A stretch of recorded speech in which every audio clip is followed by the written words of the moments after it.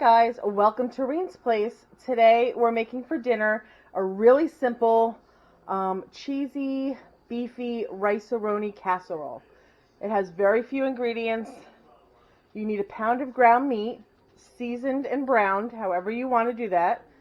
And you're going to need a box of rice-a-roni. The original recipe calls for a box of beef rice-a-roni. I don't have that.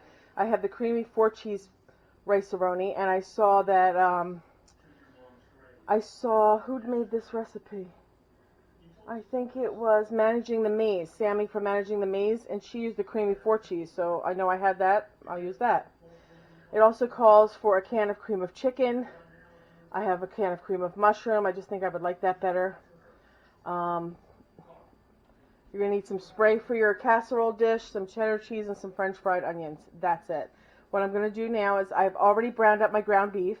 I'm going to bring it over to my stove and we'll get the rice-a-roni going. Okay, so I have already browned my ground beef. I drained it and I've seasoned it while I was cooking with salt, pepper, and I put some minced dehydrated onion in there, as well as an all-purpose seasoning.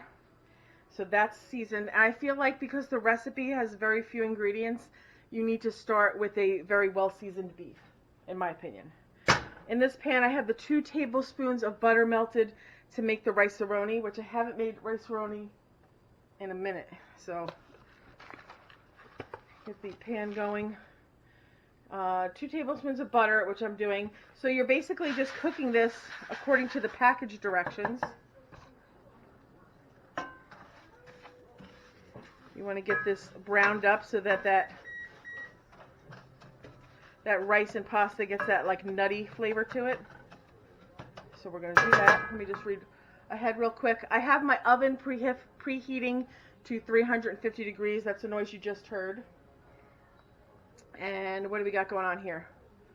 So,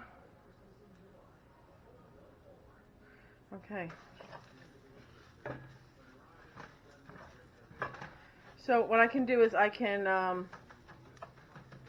come back when the rice-a-roni is finished, and then we can assemble. So I will do just that. I'll come back when the rice-a-roni is finished. You're gonna again just assemble the rice-a-roni according to package directions. Okay, we're back. I just finished, took the rice-a-roni off of the stove, and I'm putting the seasoning packet that it came with in. It says 15 to 20 minutes. I did the 15 because I figured it's going to cook in the oven, so I don't want it to be mush. You know what? This kind of reminds me of a crunchy noodle, not a noodle, a crunchy, what did I call that? Crunchy beef and potato casserole that I did a video on a long time ago. It's one of our favorite recipes that I got from my friend, that it was in a cookbook that she had from her, I think her mom's work. Okay, so onto this, I'm just going to add the cream of mushroom. You could use cream of chicken. I bet you even the cream, not cream of, but the cheddar cheese soup, that would be good in here too, I bet. Okay, so I'm just going to stir this around. Now, again, you need to use ground beef, 1 pound, and I seasoned it really well. I put some of the Badia complete seasoning. It's an all-purpose seasoning. I put salt and pepper, and then I did some of these chopped minced onions, and then I tasted it, and I added a couple more of those minced onions. And now I'm just going to put this in here.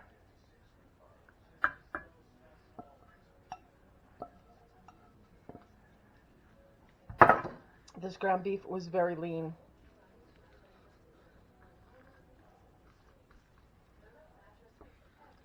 And just stir it up. Oops. Clean counter.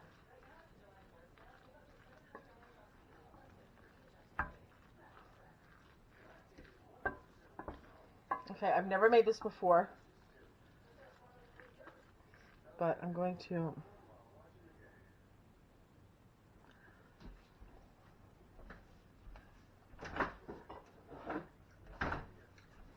Tastes good. I'm going to put a little milk in just because I don't like it so thick. This is not in the recipe.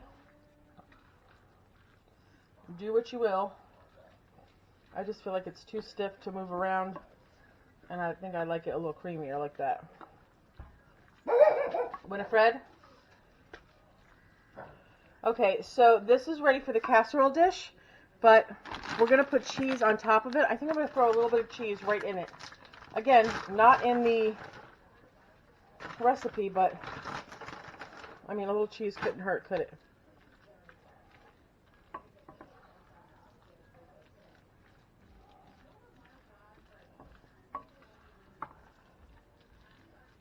Okay. I will link Sammy's video to my video because she got the videos. I mean, she got the recipe somewhere else, but she's the one that added the you know, the cheesy rice-a-roni.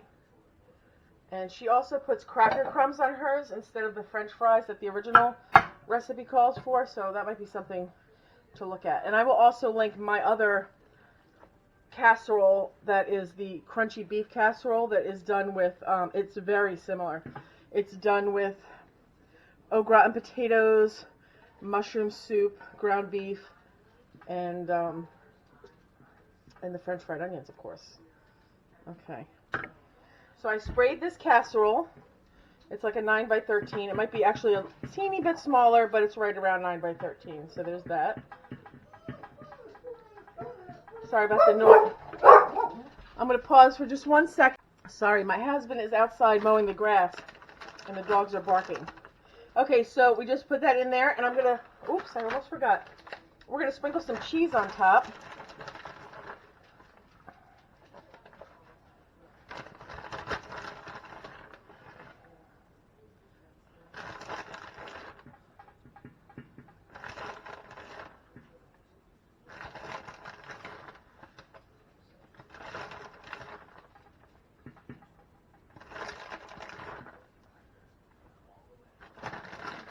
Okay, sprinkle the cheese, and I think the recipe says a cup, but you know, use whatever you want. And I'm not sure how many of these you're supposed to do, but okay, into the oven, 350 degrees, 20 minutes. I'll be back. Okay, guys, it baked in a 350 degree oven for 25 minutes, and it's been sitting here for about 10 because it was piping hot when it came out. I think next time I'm going to increase the temperature to 375 just to make it go. First of all, I want to tell you, the smell of this thing baking, amazing.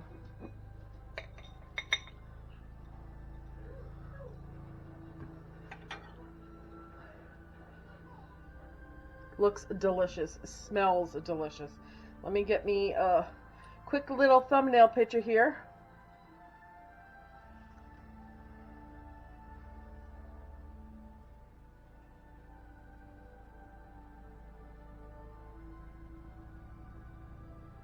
Okay. And I can't wait to taste it.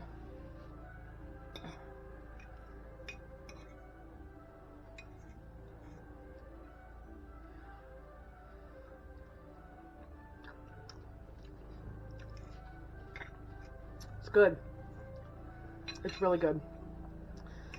Let me just taste again. Try not to burn myself. And this has been sitting out here for like 10 minutes, and it's really hot. Even like my hand underneath is hot. 23 hours. That's the best way you can find. Okay, definitely adding that milk towards the end of it is definitely what's making it creamy. You can see it's very creamy.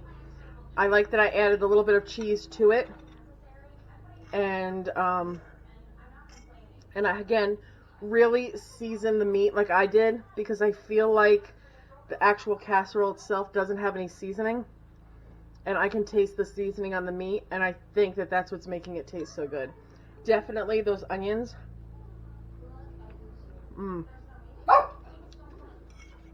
Yeah, this is a definite winner. And I was thinking while this was cooking, you know, it would be really good is if you made this, excuse me, I'm eating and talking.